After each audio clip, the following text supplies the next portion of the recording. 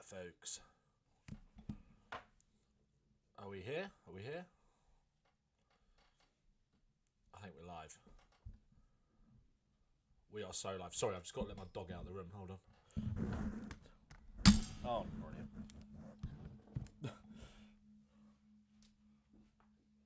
Go on.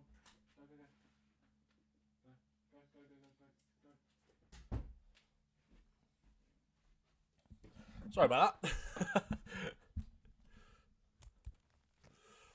My dog was on the bed and he wanted to go out as soon as I started this, so I apologise. How's everyone doing? Are we serious about Tudor being sacked after Palace? That is certain rumours in the media. We will talk about that and my thoughts on it. You guys get involved as well. I hope you're all good. Zach, how you doing, mate? Dr. Blythe, how you doing, mate? Raga, how you doing, mate? Man Bear Pig, we're doing bad, Ben. We are doing bad. It's not good, bruv. It is not good, bruv. But hopefully by talking about it all together, we can make it better. That's the hope. Is this real? There are reports going out today about it. Apparently he's under pressure. That's kind of just the headline. We're gonna get into it and talk about it. I'm just putting a tweet out, sorry, just to say that I'm live. And get some more of you guys to join in.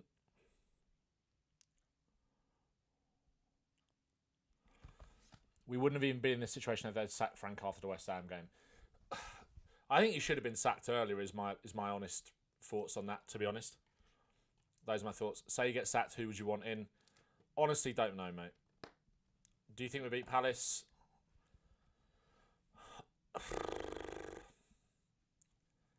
I honestly don't know. The thing is, Palace have been in a poor run of form as well. Like, their fans aren't particularly confident. Reports from trusted source. They're coming from TalkSport. This is the thing, right? Obviously, it's the news that I kind of want to react to. Personally, I don't think this is the case. Is there a world in which Tudor is sacked in the next few games? Maybe. I don't think he'll be sacked after we lose to Palace. It's coming out from TalkSport. It's also come out from, who is it? Sam Tabuchiao at the Standard, saying pressure is already mounting on Tudor to improve Tottenham results. Richarlison's paying reaction said it is the full-time whistle blew on Sunday. Tottenham's players know they're in a relegation battle and it's weighing on their minds. It was TalkSport that came out and said this. I mean, I'm not saying that they're definitely right. I can't read the articles. I've got an ad blocker on, apparently. Let's just manage my extensions. It's not even on. Not even on. What's going on? What's going on? This can't happen. It's crazy. Look. I think it was Ricky sacked. Tottenham may have bitten off more than they can chew. Where is the actual...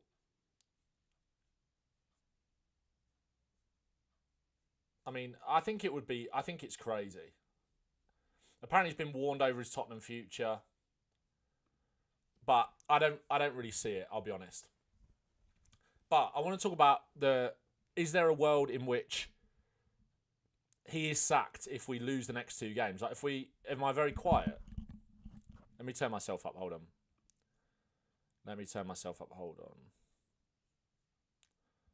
Hold on. How's that now? Is that better? Is that better, guys? Bandito says relegation will be disastrous, but if it gets ENIC out of the club. We were having this discussion earlier. Volume's fine. Okay, cool. We were having this discussion earlier on the podcast about would you take relegation if it meant that ENIC sold up. I don't think I'm taking relegation under any circumstances. I was watching Pitchside earlier and they asked the question, would you take relegation? Would Spurs fans take relegation if Tottenham won the Champions League? I'm not even sure. Would you take that? I mean, it's not going to happen, so it's a pointless hypothetical situation to kind of speak about, but it can't be. Like, I don't think I'm taking relegation under any circumstances. The Premier League tweeting about Vicario has really pissed me off. They need to be impartial. I want to talk about that as well. There's loads of things I want to talk about in this stream. I want to talk about the reports, or sort of reports, that Tudor may be sacked and kind of give my thoughts on them and whether that actually is a realistic possibility. I want to talk about Spurs' search for a sporting director as well. I want to talk about this. Tottenham players face wage cuts if relegated from the Premier League. Most contracts include clauses to lower salary, vast majority by 50%. I mean, the fact that those plans were even in place is just insane situation that we're in, isn't it, really? This was it. I want to talk about Spurs' attack.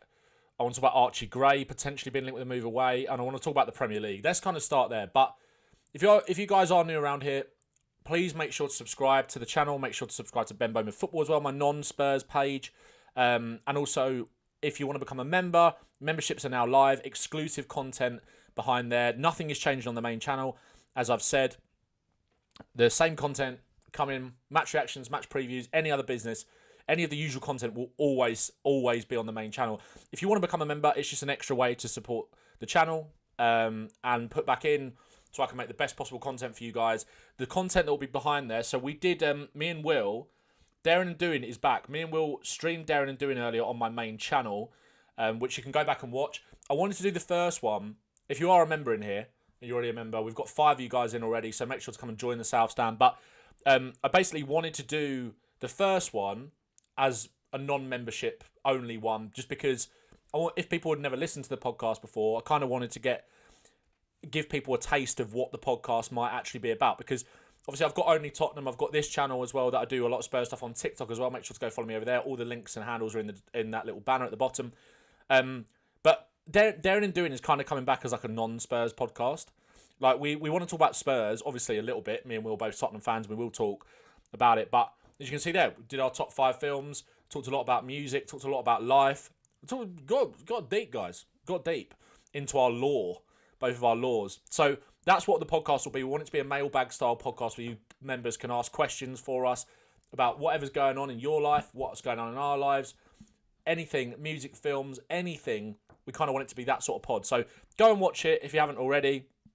And if you do, skip to 10 minutes in, because we were having some technical issues at the start where for some reason the YouTube stream was like only for kids. No one could comment. It was a bit of a mess. So skip to 10 minutes in and go and watch that. But yeah, let's go to here first. So the Premier League has deleted a social media post which appeared to mock Tottenham goalkeeper Guillermo Vicario.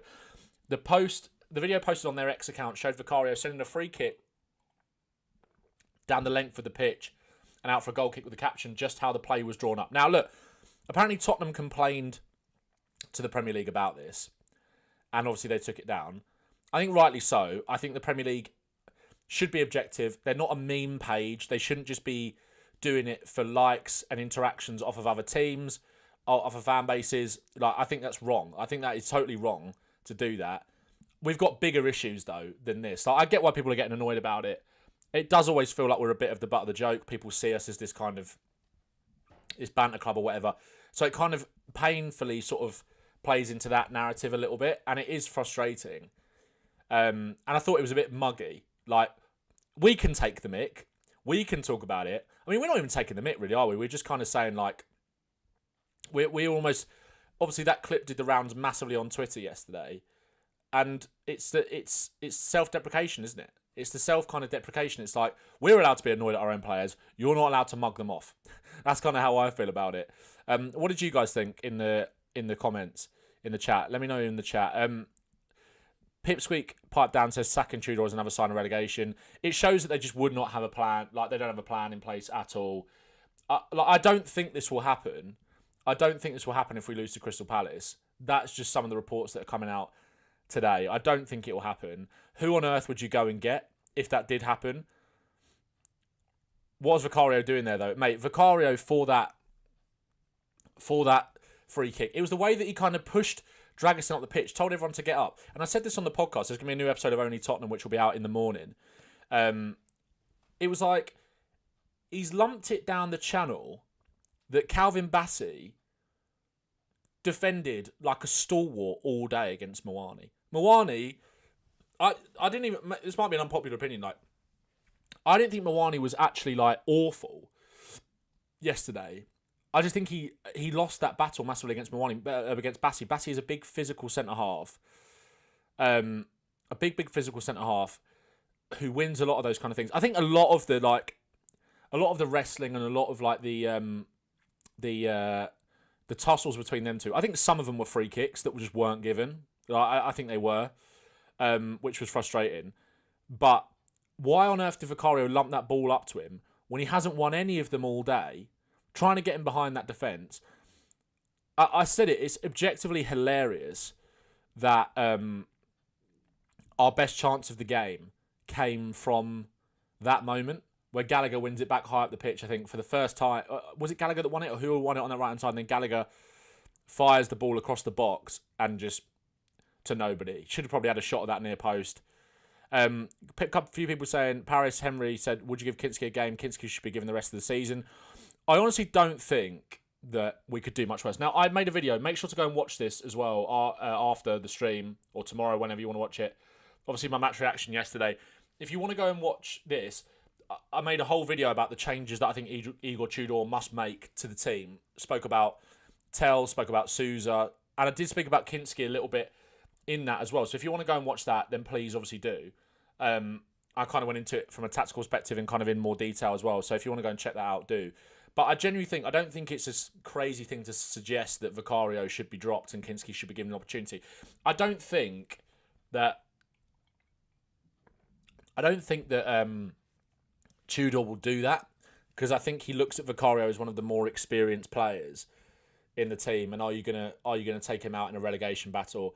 I'm not sure. But in terms of like the technical level of the team and how we're unable to pass out from the back, how we're unable to distribute, how we're unable to play for the thirds, how we're unable to kind of do anything, and the fact that him and multiple other players kind of just treat the ball like a hot potato, don't really want to take any responsibility, don't want to really take any risks, just want to lump it as far away from their goal as possible.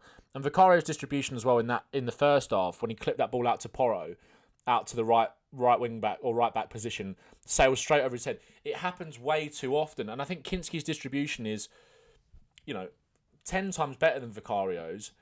The thing about Kinsky, though, I did say that, obviously, this season when he has been given opportunities, he's made a great save against Doncaster. Obviously, Newcastle, he didn't cover himself in glory, although I think, again, on the ball, he helped in terms of us kind of play out a few nice little clip passes, etc. Like, his level is just better than Vicario's. It just 100% is. The reason that I was anti the kind of proposed West Ham loan for Kinsky, obviously, other than the fact that it just would have, why are we doing business giving a player to a relegation rival at that point? Or a potential relegation rival at that point? Do you want him going in there experiencing a relegation battle when he's had a few mistakes and stuff like that? I'm not sure necessarily, but at this point, for us, I genuinely don't think we could do any worse than Vicario. Than Vicario. Sorry, than Kinsky. Like, would we be that much worse if Kinsky was playing and not Vicario? Is the question. Let's put a poll in the chat now. He needs game time either way, to be honest. Yeah, I agree. Would you drop Vicario for? There we go. Kev Williams, thanks for supporting the stream, mate. The inconsistencies of the refereeing decisions against us is shameful. There's no difference with the push Mawani had against Arsenal and that push that Draxon had against him. Yeah, let's talk about that. So, Igor Tudor came out after the game and said that it's cheating and it's a foul. He cheated the player pushing Jimenez and they scored the goal. It's logic. Now, I've seen a lot of people, not just Spurs fans, come out and say that it's an absolute disgrace. Spurs have been massively hard done by. I agree. It's one of those ones where, like, on Twitter last night and in videos and stuff like that, it's like, did I have the energy to kind of really, really go crazy about it? Because, once again, a little bit like the Arsenal game, it's also our performance that massively lets us down. But it's no, goals do change games. Would I have backed us to get something out of this game if this goal hadn't have counted? I'm not sure. But, it happened 5 minutes into the game. It's a clear push. Like, it is a clear push. I think some of these instances are, like, soft and aren't necessarily fouls, right? But if the one on Mwani on Gabriel last week is, then this is. This is worse. I have no issue with this not being given if it's a blanket thing, like, across the league. Because football is a contact sport. It's a physical sport. What by the way, Paris, I was at the game yesterday. I was in the away end, so obviously you could see it being checked by VAR. It comes up on the screen. Obviously, the delay to the game. Spurs players going crazy. What were they saying on commentary? And what did they say that VAR were telling? What were they picking up from VAR? Like, what were they actually saying? Were they saying it wasn't enough? It wasn't sustained holding? Like, the thing is, I feel like this always happens with like referees and VAR, where at the start of the season they come out and say that they're going to do this and they're going to do that. I feel like this year's one was their big thing was they were going to crack down on like sustained holding from corners. I feel like that was like one of the big things that they said at the start of the season. Now, it feels like they're almost so... Maybe I'm wrong here, but maybe they're so focused in on holding that these like pushing offences, it's something that they're just not really like looking at. Maybe that's just like really like tin hat of me. I don't know. But the lack of consistency across the board is absolutely shocking. And I think again in the Arsenal game yesterday, right? Like I was watching the Arsenal game in the pub after the Spurs game around Fulham way, and you see like the rugby that just goes on from corners, right? And it's just absolutely crazy. And it's also making the game just like a bit unwatchable. You saw it at Man United Everton last week. I said the same thing after that. But it just happens, and they just let it get away with it. And to be honest, I didn't think with the Arsenal one yesterday, you know, the Rice like handball, people going crazy about that. I didn't think that was handball because it lands on his arm, but he has got two like arms round Pedro. And I think also, like, if you look back at the Arsenal goal, Chelsea players are doing it as well. It's just a complete minefield. It's just a complete mess. Like, I don't know what they are doing. And then this one, it's so Tottenham for it to happen against us one week where we don't get the goal, and then for a goal to be given against us. I think the way that we deal with it after is poor. It's just panicky. Like, defending our box is just like really poor. But this got to be a foul, isn't it? It's got to be a foul. So they should be complaining about this, and they've got to make a stand, but also they've got to look at themselves as a club and the players as well. Riptide is one of our members. Thank you very much for joining, mate. Yo, sorry I'm late. Thank you very much, mate. Appreciate you joining the stream. Andrew, we should get relegated. We shouldn't get relegated. What needs to change for us next season, Ben? Well, a new director of football, new owners. For us to really change and for us to kind of kick on in the way that we should and where we should be in the league, new owners are the big thing. But they're not going to sell up. I just don't think they are. Maybe they will if we go down. And I think maybe that's the only benefit of it. But again, is there any guarantee of that?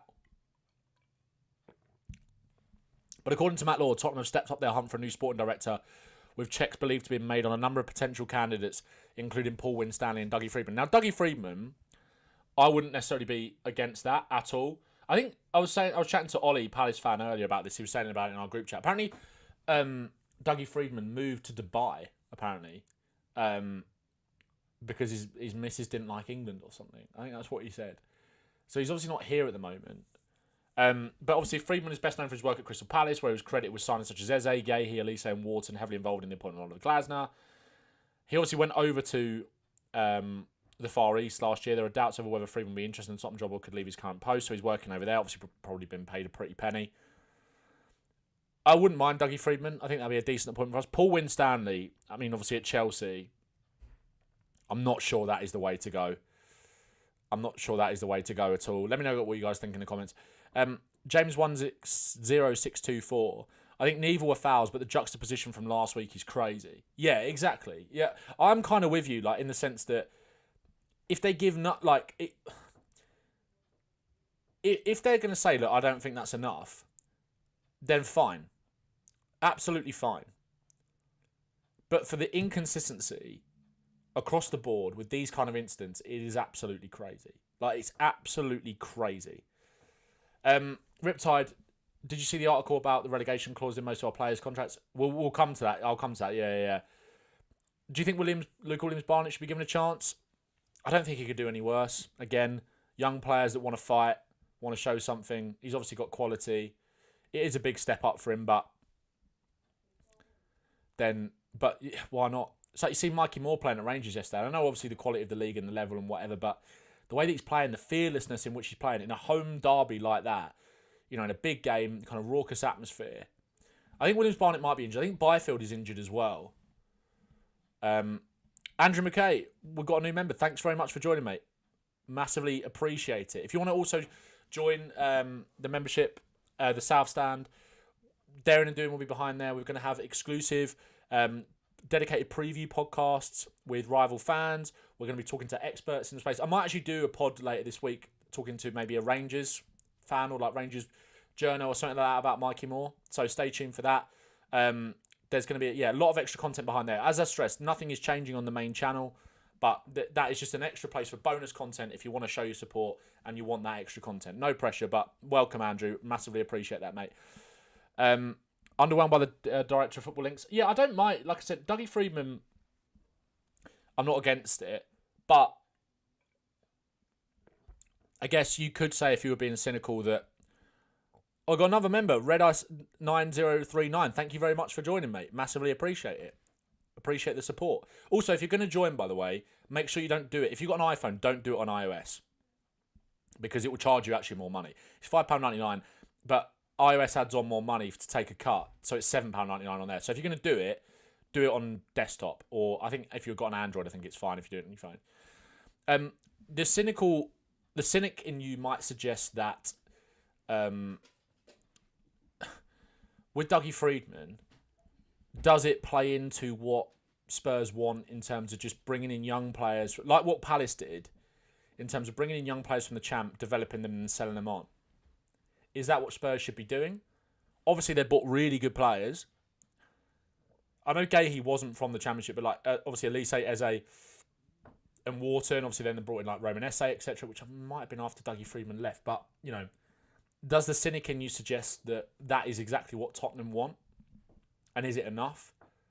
Also, when they're talking about going out and buying their wage structure. Also, you could then argue that, I know it's obviously the way that Palace operated, but the talents that he did identify and bring through from the Championship all will go on to be like, you know, Gahey's playing in a title-winning or title-challenging team now and doing really well for City. You know, was linked with Liverpool, Bayern Munich, Real Madrid. Adam Wharton will go for £100 million at some point probably. Eze obviously went to Arsenal for £68 million. So in terms of his talent identification, in terms of the job spec that he was tasked with in terms of bringing those kind of players, he is getting the best of the best. And maybe with more access to more wages to be able to spend on players, more money to be able to spend on players, then you'd hope that talent ID would kind of carry through. But yeah, let me know what you guys think. Paris269 said, I heard Maddison's back at the beginning of April.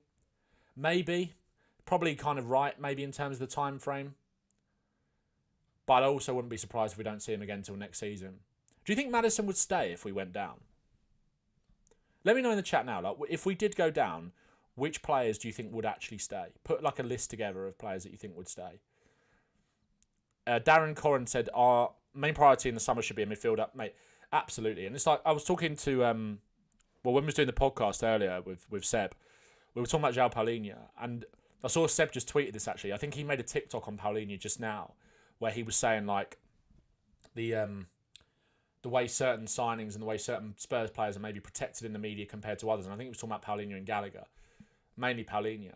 And I think he was saying that he got a load of comments being like, nah, he's the only one that tries and all this kind of stuff. But it's like the way that Paulinho harms our team from a technical perspective, like the way that he was giving the ball away yesterday. Again, it wasn't just him. Dragusin is another one. Vicario, as we spoke about earlier in the stream, is another one.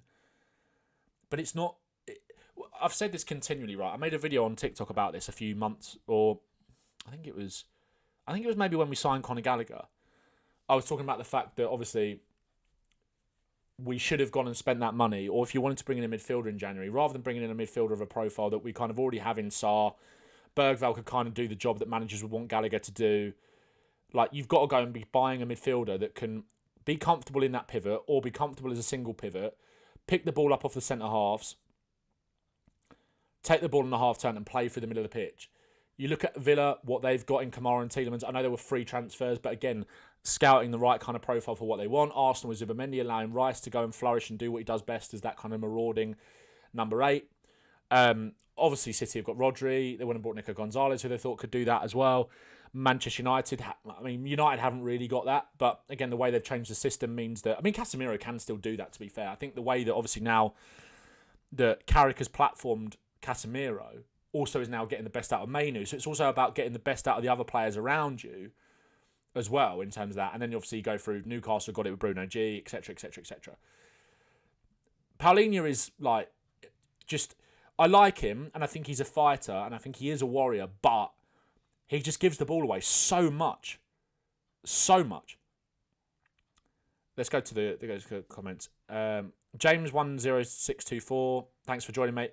I miss pre-ACL Bentancur. Yeah, I actually think someone else just made a comment then about Bentancur.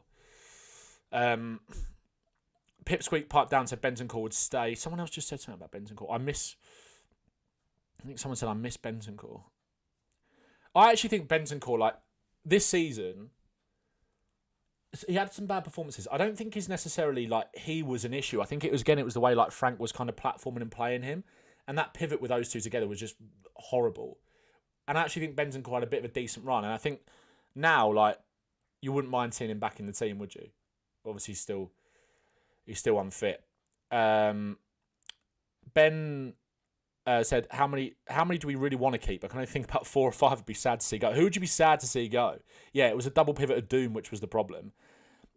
We would literally be in safe hands right now if we had Bergvall and Kulusevski back. Kulusevski is the biggest miss out of anybody in terms of, like, don't get me wrong, I'd have Maddison starting at the moment, obviously, if Maddison was fit, and I think Maddison would help us get us out of this hole. But I think Kulusevski, for his ability to put a team on his back,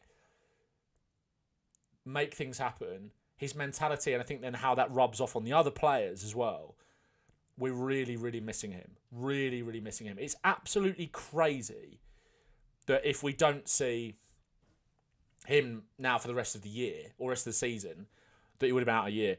Next season, Kulu should be vice. Mentality is elite. If we stay in the Prem, I agree. I think he should 100% be a captain. Or, like, if Romero was to go, then I think he should... I would... Put in the chat now. I can't... give me some options. Give me some options for... If Spurs were to stay up and Romero was to leave, type some options in the chat now about who you would want to see as captain, and I'll do a poll so you guys can vote. Maddison, Kulu, Danso. Let me just write these down so I can put it in the poll. The only thing is I don't know how many options I can put in the poll.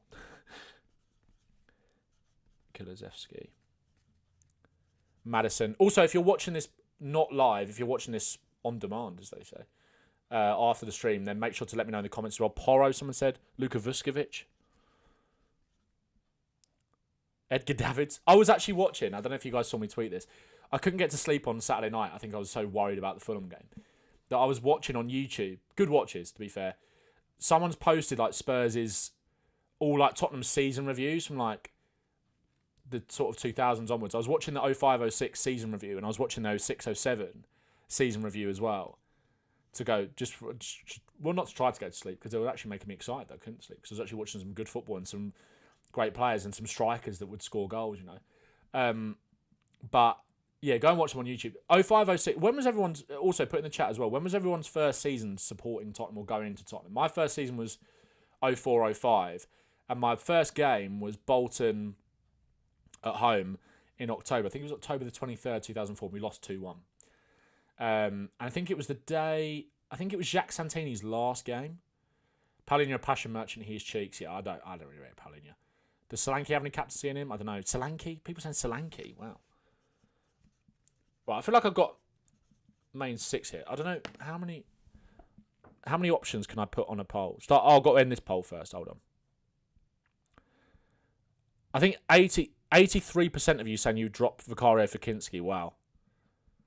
Add option. Right. Who should be Spurs captain if we stay up next season? Kulusevski, let's put him in as an option. Maddison, Danso. Some people saying Van de Ven. I feel like those are the main options that I got. And I can only put 4 in. So vote away on those. People saying Vuskovic. Yeah, like I said, if you don't agree with those options, like I said, I could only put 4 in. So put them in the chat. Just give Kinsky a go. He can't be much worse. If he is, put Vic back in. I probably agree with that, to be honest. Like, that's the thing with a lot of these options at the moment in terms of players that should be playing or players that are on the fringes, right? How much worse can it get? This is why, like, Tell absolutely has to play. Sousa should play for the balance. Yeah, I think Van de Ven will be gone. I just put Van de Ven in because that's what people were saying in the chat. I agree. Spurs should be all over Trafford in the summer, says E25193. I agree. Gibbertron, Mickey will be gone in the summer. Pipsqueak says, Paris, I'd rather be getting 70 mil, selling him. He's acting like a bitch lately. Yeah, what does everyone think about Van de Ven at the moment? I think Van de Ven is such a tricky one at the moment to kind of like, to really figure out what's going on. 0 wins in 10, it can't go on like this. It can. Exactly, Henry, exactly. Yeah, people saying Vuskovic. I'm mad at him, serious attitude issues. So I said it on the pod earlier. I said it, I think, in my video last night as well. I think you guys would have seen it. So when Xavi got subbed off, Xavi obviously went off on the near side because he was playing on the left-hand side, walked round behind the goal, and the fans were clapping him, didn't acknowledge any of the fans whatsoever, just head down, walked off. Van de Ven basically had to be forced to go over and clap the fans at the end of the game. And that's your captain. Look, I think he was slightly better yesterday. I still don't think he can command his box really well, and I think that's where he massively misses Romero. And I think he needs a really strong leader alongside him. I don't think Van de Ven can be like the A side of a defence, if you get what I mean. He's a very good B side if he's got a player alongside him that complements him to allow him to do what he does best. Let me know if you agree. In terms of sweeping up, carrying the ball out, but he's got to have a really good defender alongside him. And I think when we've seen Romero and Van de Ven at their best, it's because they're together. I think Romero could step up better with that. Van de Ven needs Romero more than Romero needs Van de Ven, is my opinion. Riptide, one of our members, I'm mostly confused. I don't know what's changed so much in the last few months. I think something must have happened behind the scenes with Frank or the board. Maybe, yeah. I think he's just checked out. Do you think he's just checked out? Possibly, but he needs to be shown a lot more. It's not acceptable. Like, I know maybe we got the wrong end of the stick with the thing with Tudor last week in the Arsenal game, maybe. But what I saw yesterday, I was like, you're the captain. And I think you can see it on his face. Like, I think he did look gutted. I think he looked dejected. Like, I think, he was right over in the referee's face, or with the first goal, getting it disallowed. He was trying to drive up from the back at points yesterday, more so than we saw against Arsenal. I'd rather we had Romero right now. Would you rather have a centre-back pairing available right now of Danso and Romero, or Danso and Van de Ven? So if you were going to lose one of them, like, obviously Romero's not available at the moment, but say if Van de Ven got injured, so if next 3 games, one of Romero or Van de Ven is unavailable and Danso is available, what centre-back partnership would you want if you could pick for 3 games? Forget Atletico Madrid. I mean, let me know how you guys feel about it in the Champions League as well below, or in the chat. But if you could pick, hypothetically, for the next 3 league games, Romero and Danso, Man-Bear Pig, Romero all the way, Danso, Romero, Gobby, yeah, Henry, Romero all day, Romero and Danso, yeah, a lot of Romero and Danso. I 100% agree with what you're saying on Van de Ven. Can't be the A side. He's been rubbish every time about Romero. Yeah, I don't think he's been rubbish like every time, because I think Everton away, for example, like earlier on in the season, I thought he was brilliant that day. And I think actually that day it was a defensive side of his game that I thought was really good. Obviously scored the header from the corner as well, did he score a brace that day, Van de Ven? Who scored the other goal from the corner? Did Van de Ven score a brace? Yeah, he did score a brace, didn't he? I'd have Van de Ven at left back. Don't hate that. Bit of balance. Also, like, obviously, and again, I'm not going to go too much into it because I want you to go and watch the video, but when I saw it in this video earlier, I was kind of talking through a back 4 and a back 3, and then talking about when Romero's back as well. I think Romero, Van de Ven and Danso, yeah, like, as a back 3, are strong. Romero in the middle, ball progression, organising the defence, which I think is something that you lose with without him there massively. And then you've got Danso and Van de Ven as kind of the channel centre-backs that can cover the space, but also drive forward with the ball as the way that Tudor likes his centre-backs to do. And also the 3 at the back, 4 at the back thing, I'm not that bothered at the moment. I just want to see players playing in their actual positions to make the team more balanced. That's what I want to see. Dele on a free, I'll get my knees and beg. Maybe in the Championship, mate, yeah. Paris, in your latest vid with the back 3 team, Romero actually looked decent too. Mate, maybe I should be the manager. That's what I'm trying to say, Putting players in their actual positions that are balanced to the team. That's what we want. Let's end this poll, actually. So out of those 4 options, Maddison 60%, Kulusevski 26%. I thought Kulusevski would get more votes than that. What's your take on Byfield getting a start against Palace, says Riptide? I think he's injured, mate. I think he put on his Instagram story saying that he'd be back soon. Andrew McRae, Ben, if you're manager, what formation would you use with them 3 players to sign? In terms of specific players, it's hard to think off the top of my head, but you've got to go out and sign a progressive midfielder. We need another winger. And goalkeeper, 100% goalkeeper. TB Scott 26, the squad is crying out for a stable spine. Yeah. Bibley. Maddison has much more charm than Kulu, so much more activity and social skills. I agree with that. But I think Kulusevski maybe in the dressing room and the way that I think on the pitch he rubs off on other players. That's probably what I would say. Ryan talks footy. I think Maddison is by example, leader, respectable, charismatic, easy-like figure who everyone will get along with and look up to. Yeah, I do. I don't disagree. Anyone that says Maddison, I don't disagree with your logic for it or why you'd want him. My best mate was saying to me yesterday, was like player manager. Get him as player manager. Need a mixture of both Kulu and Madders. Yeah, I think they should. Whatever happens, if they're both here and we're still in the league, then they should both be a big part of the leadership group. Whoever you give the armband to. Spurs 18th in home form, Palace 8th in away is draw enough for a must-win. It's a must-win. It's a must-win. It's got to be a must-win. When Maddison came back, do you think that it's kind of Simmons' career here done? No, I don't think it's his career done. No. Because I think Maddison he'll keep getting injuries, etc., because of his ACL and stuff. So Kulu seems more serious than Maddison. I agree. I genuinely think our fully fit starting 11s in the Champions League seems so frustrating. We can never run fit. I was optimistic at the start of the season, saying that I think we could get 5th and get back into the Champions League, but I still think it's definitely a European level team. I think that our starting 11 when everyone's fit should be competing for European football.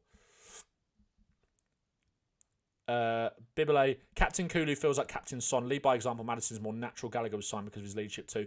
I mean, Conor Gallagher shouldn't be anywhere near it, I don't think, to be honest.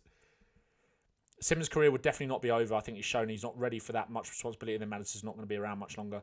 Yeah, Simmons' career wouldn't be over. Where does Xavi play with both Kulu and Madders both back fit? Depends what manager, depends what system. Could play as a left-sided player with an overlapping fullback going around in Maddison in the 10, Kulusevski in right wing or Kudus. This is the thing, like, even if we're still in the Prem next year and Kulusevski and Maddison are fit to play from August, then they're both going to need rotating because they're coming off big injuries. You've got to manage their load when they get back. So I don't think it's like, okay, they're available, plug in and play straight away. It's not that simple, in my opinion.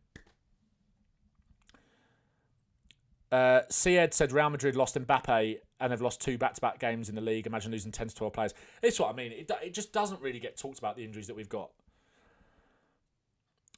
Gobby says, I feel like selling Johnson is a much bigger thing when we really think I think it's really hurt us. I don't think it's losing Johnson. I think it's just not...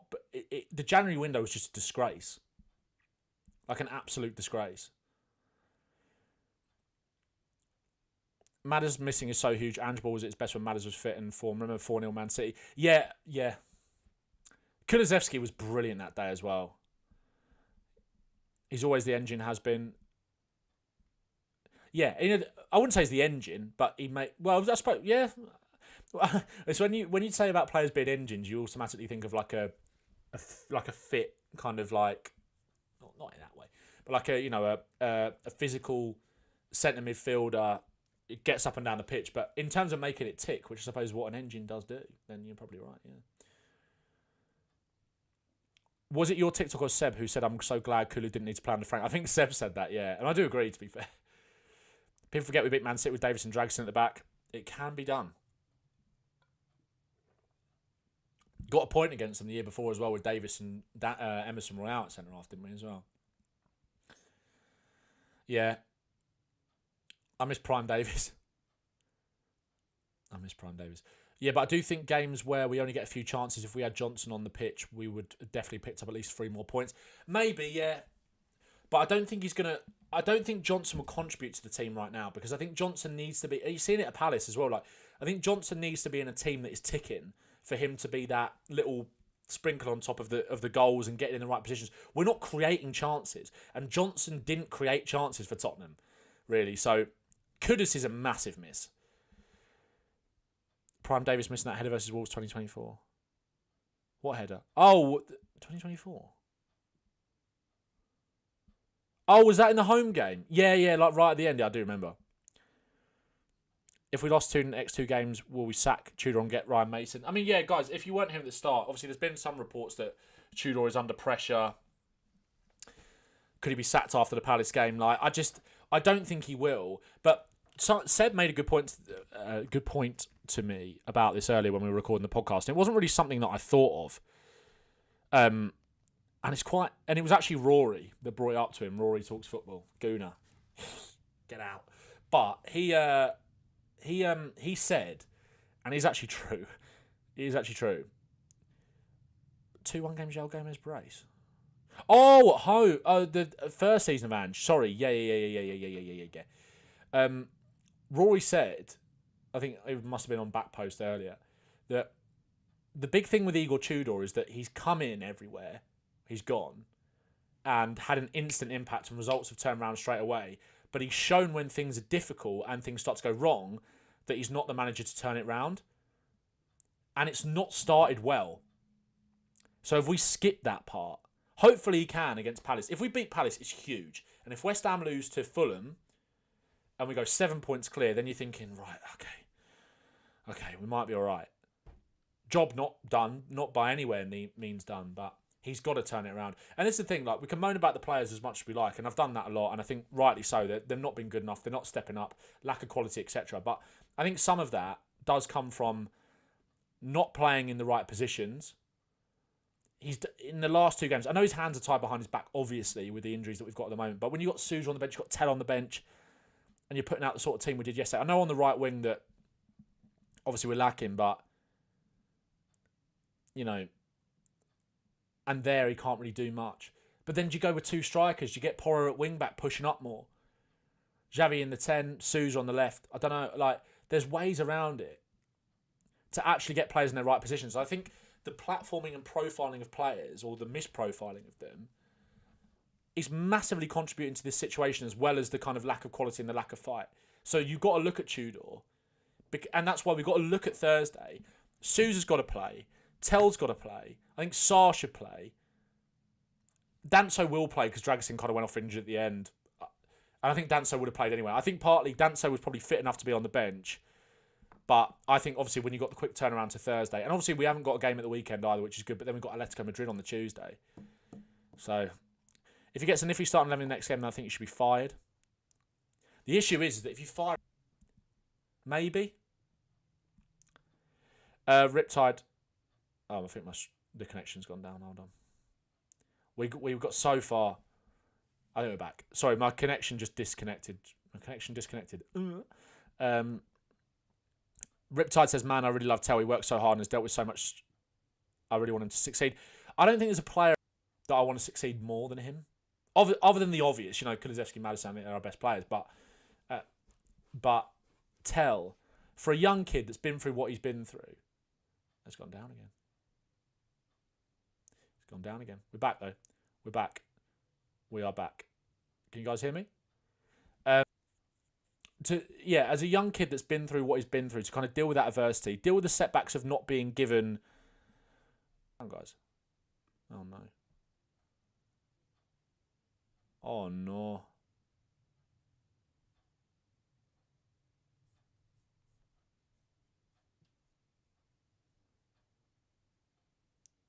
Oh, no.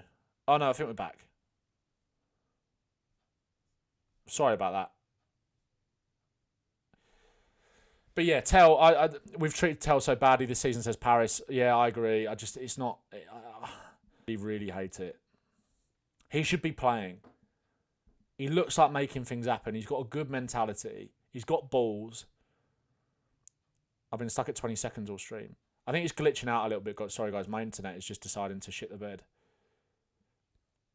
So I apologise for that. Hopefully it sorts itself out in a sec. We're coming to the end of the stream nearly anyway, to be fair. But I do apologise for that. Let me know in the chat. Can you just put if you can hear me? Bro, losing Hincapié to Arsenal is worse than Eze. What a player. I actually agree. I do agree. Ben's connection is as stable as King's knee. Yeah, sorry about this. Spurs the internet. I just feel like we are struggling in every aspect, says Andrew. That's basically what Tudor said after the game, wasn't it? I'm surprised Tudor's not been taking advantage of the chip that must be on Tell's shoulder. Yeah, surely, like, you got a player there that must be raring to go, that's been treated like crap all season. I can hear you. Okay, cool. Why don't Spurs just put in a... I think, all right, it's gone back to good on the YouTube studio, so I think we're good now. Hopefully, it just doesn't go down again. Yeah, Academy kids. Noise, dude, 9. What does Tell have to do? What more can Matty's Tell do? And we thought Brennan Johnson on the right wing was bad. I'll never complain again, mate. Yeah, Gallagher yesterday. Jesus Christ. Okay, the final couple of things I want to talk about are... David Ornstein came out and said Tottenham players face wage cuts if relegated from the Premier League. Mental that we're even talking about this. Most contracts include clauses to lower salary, vast majority by 50% in event of going down. Provision in place in all deals under Levy, so Tottenham have some financial protection. What was Levy cooking? Levy knew. Levy knew. But then again, surely this must have been done ages ago. And maybe it's more like, I think it's probably just more commonplace across the league than we think. Maybe. Henry, thank you for the super chat, mate. I appreciate that. I said on a video earlier that the Crystal Palace game feels like one of the biggest games in our recent history. What's at stake? Keep up the good work, mate. We should do some content sometime. Yeah, thanks, mate. I appreciate that. Yeah, it is massive. It's huge. Like, it's absolutely huge. It's huge for us. It's the biggest game of the season. I mean, every game between now and the end of the season is going to be the biggest game of the season. But it's absolutely massive. Biggest game since when? Probably like... What, chat, let me know. Biggest game since when? Manbed Pig, funny thing is, if we go down, Gallagher's still going to be getting 200 grand a week. Oh my God. If we get a striker in the summer, I wouldn't mind letting Richie go if he goes back to it. How do you guys feel about sorry, Paris? Yeah. How do you guys feel about Richarlison? Again, like, go and watch the video that I put out on my channel earlier. The change that it must make. I talk quite a lot about Richie. I just think that he's since the NLD under Conte, yeah, probably. Even probably Ajax before that, like. I think Richie's got to play, man. I really like Solanke. I've always liked Solanke, right? I thought Solanke was really poor yesterday. Well, biggest game since Bilbao. Yeah, I mean, Bilbao was absolutely massive, but in terms of like what's potentially at stake, this is probably just bigger than Bilbao. Maybe, I don't know. Richarlison's been there with Everton. He's dragged Everton out of a relegation battle. Comes on yesterday, scores. We've got to try and keep him fit, and that means probably not playing every game. But he knows where the back of the net is. If you give him chances, obviously the issue... This is why Tell's got to play as well, because Tell actually makes things happen and creates chances and get balls in the box. He has the biggest catalogue of goals that don't mean anything, but he does provide. I saw a really funny tweet yesterday that was like, if you could picture a footballer picking the ball up out of the back of the net after being 2-0 down to say, come on, lads, like to the crowd, come on, lads, let's get back in this. It is Richarlison, isn't it? It is Richarlison. But would you start him? I'm going to wrap up the stream in a sec because bedtime. Should Richie start versus? I'm asking this versus Palace, but also like, just what do you think going forward as well? Total hypothetical: if we stay up, West Ham go down, should we sign Mateus Fernandes? Could work. Yeah, I mean, mate, Fernandes is a baller. Apparently he's got a £20 million relegation clause. Rich is one of the few players I'd want to be in the trenches with. Riptide says, I agree. Once again, thank you, Riptide, for being a member. We've got a few of the members in this stream. Andrew, McRae and Riptide. Lots of bonus exclusive content coming for the members, so make sure to join. The link's in the description. Loads of extra content, but not, as I keep saying, nothing has changed on the main channel. I'm not making anything that's already on the main channel exclusive. It's just if you want that extra bonus content. Darren and Doing podcast with a dedicated preview podcast before every game with a rival fan. We're going to be doing podcasts with journalists, experts in the space as well, about other things, whether it's finance, which I don't know loads about. Want someone to be able to educate me and you guys. Fans of clubs where players are on loan and all those kind of things. We've got we're going to give. I need someone if they can help me do this because I'm crap with this kind of thing. But members only Discord for you guys to chat and hang out. Phone-in shows as well to get you guys involved and chat would be great as well. That's one of the things that is on the membership list on the members page. You can see that. Just like totally forgot to do it at the start. What are you talking about, Gibbs? Sorry. You just need players who will fight and actually give it everything whilst having some good quality and balance. Balance, quality, fight. That's what you need right now to get out of this situation. Our only route to goal feels like set pieces or chaos, and Richie thrives off chaos. He does. He does.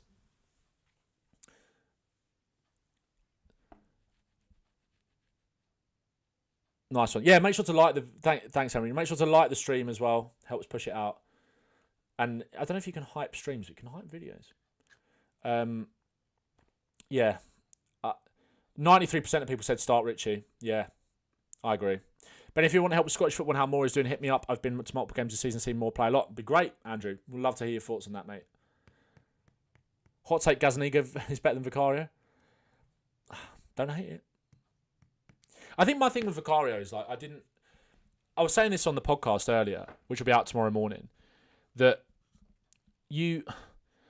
when Vicario this season had that run of games against Monaco and Everton where he made those brilliant saves and kept us in both games, especially Monaco, could have got battered that night, right? I gave him a bit of stick before that, saying that we should upgrade him off the back of the Villa game, off the back of the Leeds game, off the back of the Bournemouth game, off the back of the Brighton game where he was making mistakes, letting shots in that he should not be letting in. I think people were saying about the Iwobi one yesterday, and the more I see it, maybe you should be saying it. But I had a lot of people come back to me and saying, oh, you're not slagging him off right now, are you? Like, why are you disrespecting Vicario? He's kept us in these games. It's like, I'll praise him for sure, but I know the next mistake is around the corner. You know, so I never want to go too big and say, look, I got that wrong, guys, I'm sorry. Because I feel how I feel about Vicario. I think he's a liability, man. I really think he's a liability. What happened to the Prem predictions on the main channel? Sorry, it will be happening before every Prem game. I'm going to do it tomorrow for the midweek fixtures. But Friday, I was out. There was basically loads going on. I'm sorry, I couldn't do it on Friday. I apologise for that. I just had a bit of a hectic week with content, trying to balance everything. And I had a meeting on Friday, then there was a Champions League draw and stuff. So I apologise for that. But yes, they will be back. They will 100% be before every Prem match week. So yeah, tomorrow morning I'll have a video out on Prem predictions for this week. And make sure to go and subscribe to that channel if you haven't already. Ben Bowman Football, that'd be massively appreciated. Vicario has the reflex of 2010 Lloris and the feet of 2015 Lloris. Yeah, his reflex saves are good. Lloris was so much better. I think Lloris gets massively disrespected now because he had a dodgy few years at the end after he had multiple injuries and was just old. He was a brilliant keeper for us for so long. You felt safe with him. He was a sweeper keeper, great reflexes. Distribution was lacking, but I guess at the time that Poch team was probably at its peak, we didn't need to rely on his distribution necessarily as much. Football wasn't really like that then, I suppose, was it? But yeah, all right, guys, I'm going to end the stream there. Got to go to bed and got to upload the podcast and up early to record the predictions.